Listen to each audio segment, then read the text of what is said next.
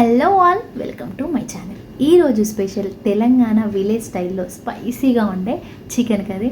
సింపుల్గా ఉంటుంది process, taste మాత్రం సూపర్గా ఉంటుంది. ఈవెన్ బ్యాచిలర్స్ అయినా సింపుల్గా ఈజీగా చేసేసుకోవచ్చు. ఈ కర్రీ చాలా బాగుంటుంది, తప్పకుండా ట్రై చేయండి. స్పైసీ లవర్స్కి అయితే చాలా బాగా నచ్చుతుంది ఈ కర్రీ. దీనికోసం నేను 1/2 kg చికెన్ తీసుకున్నాను. నీట్గా వాష్ చేసుకోండి, 1-2 సార్లు కడుక్కొని. ఇందులో 1 స్పూన్ అల్లం వెల్లుల్లి పేస్ట్, తగినంత పసుపు వేసుకొని ముక్కలకి పసుపు అల్లం వెల్లుల్లి పేస్ట్ పట్టించాలి.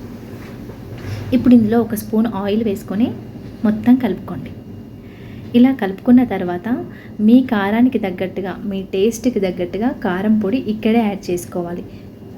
కారము ఉప్పు తగినంత ఈ స్టేజ్లోనే యాడ్ చేసుకోవాలి. ఇలా కారము ఉప్పు వేసుకొని ఈ కారం ఉప్పు కూడా ముక్కలకి మంచిగా పట్టించాలి. ఇలా బాగా కలుపుకున్న తర్వాత ఇప్పుడు నేను ఇక్కడ ఇంట్లో చేసుకున్న మీగడతో ఉన్న పెరుగు ఒక 2 టేబుల్ స్పూన్లు వేసుకున్నాను.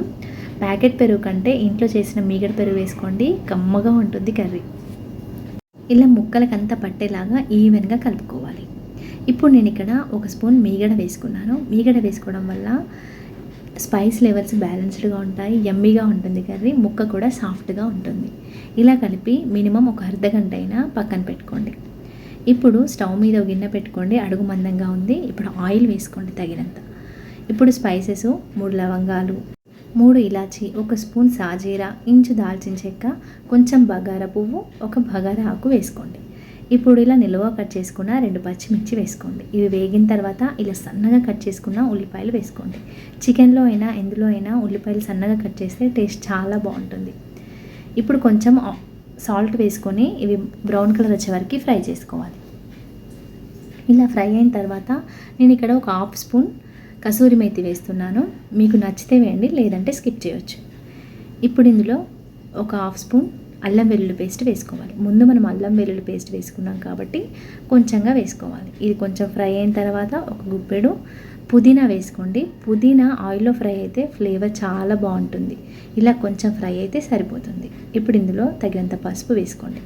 పసుపు వేసి కలిపి ముందుగా కలిపి పెట్టుకున్న ఈ చికెన్ ఇందులో వేసుకోవాలి. చికెన్ని వేసి ముక్కకంతా ఈ ఆయిల్ పట్టేలాగా జాగ్రత్తగా కలుపుకోండి. ఇలా ఈవెన్గా కలుపుకోవాలి.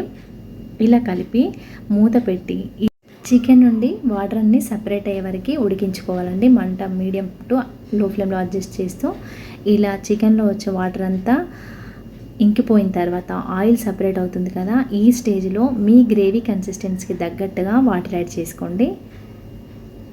ఇలా వేసుకొని ముక్క ఉడికే వరకు మనము మూత పెట్టి ఉడికించుకోవాలి. మనము చికెన్లో వచ్చిన వాటర్ తోటే 70% ఉడికిపోతుంది. గ్రేవీ అవసరం లేదనుకునే వాళ్ళు ఆ చికెన్లో వచ్చిన వాటర్ తోటే ఉడికించుకోవచ్చండి. మంట మీడియం టు లో ఫ్లేమ్లో అడ్జస్ట్ చేసుకుంటూ ఇలా కొంచెం వాటర్ వేసుకొని ముక్క సాఫ్ట్గా ఎవరికి ఉడికించుకోండి. ఇలా ఆయిల్ సపరేట్ అవుతుందంటే కర్రీ రెడీ అయినట్టే. ఫైనల్గా కొంచెం కొత్తిమీర, కొంచెం గరం మసాలా వేసి కలిపి దింపేసుకోవడమే. అంతే, ఎంతో సింపుల్గా స్పైసీగా ఉండే తెలంగాణలో విలేజ్ స్టైల్లో చికెన్ కర్రీ రెడీ అయింది. మీకు నచ్చిందా? నచ్చితే ఒక్కసారి ట్రై చేయండి. మీకు ఎలా వచ్చిందో నా కామెంట్ సెక్షన్లో చెప్పండి. మరిన్ని టేస్టీ అండ్ హెల్దీ రెసిపీస్ కోసం ఛానల్ని సబ్స్క్రైబ్ చేసుకోండి. Thank you for watching.